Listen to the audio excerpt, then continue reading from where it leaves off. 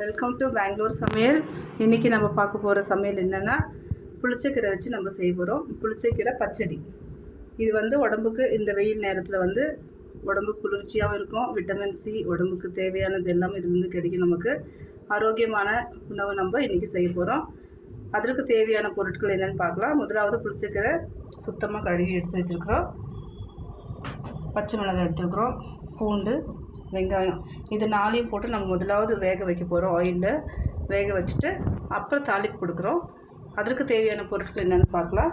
அதற்கு தேவையான பொருள் பூண்டு சின்ன சின்னதாக கட் பண்ணி வச்சுருக்குறோம், வெங்காயம், கருவேப்பிலை, காஞ்ச மிளகாய், தேவையான எண்ணெய், தேவையற்ற உப்பு.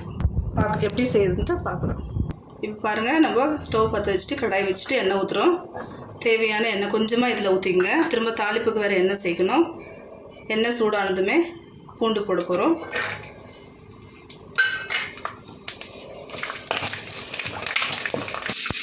பூண்டு போட்டு கொஞ்சம் நேரம் கழித்து நம்ம வெங்காயம் சேர்க்க போகிறோம்.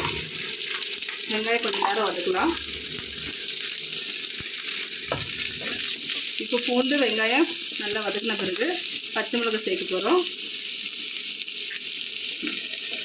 உங்கள் காரத்துக்கு தேவையான பச்சை மிளகாய் நீங்கள் போட்டுங்க. இப்போ நம்ம புளிச்சக்கீரை சேர்க்க போகிறோம்.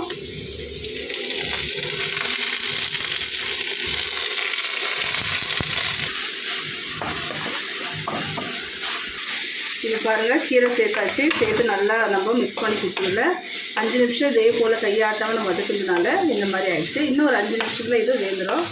அது வேகின பிறகு நம்ம தாளிக்கிறதுக்கு பார்க்கலாம்.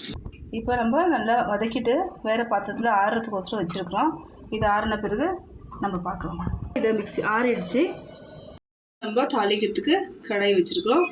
தேவையான எண்ணெய் ஊற்றிக்கலாம். இது பச்சடினாலே கொஞ்சம் தாராளமாக எண்ணெய் ஊற்றுங்க. அப்போ தான் கெடாமல் இருக்கும். ஒரு வாரம் கூட நம்ம வச்சு இதை சாப்பிடலாம். எண்ணெய் நல்லா சூடாயிடுச்சு. தாளிக்கிறதுக்கு கடுகு போட்டுக்கலாம். கொஞ்சம் பெருங்காயம் போட்டுக்கலாம். அடுத்து எடுத்து வச்சுருக்கிற வெங்காயம் தாளிக்கிறதுக்கு போட்டுக்கலாம்.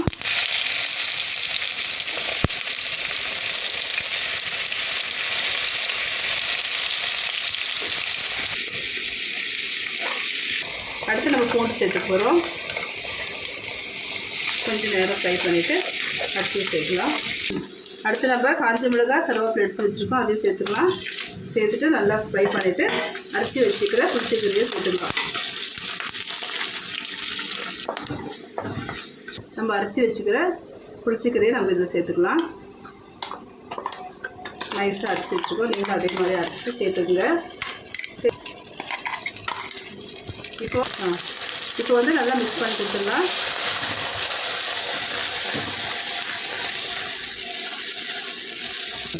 இப்போ தேவையான உப்பு கொஞ்சமாக சேர்த்துக்கணும். ஏன்னா நம்ம வதக்கின பிறகு எல்லாம் கொஞ்சமாக ஆகிடுச்சு.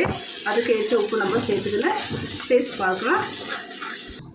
இப்போ பாருங்கள், புளிச்சக்கீரை பச்சடி ரெடி ஆகிடுச்சு.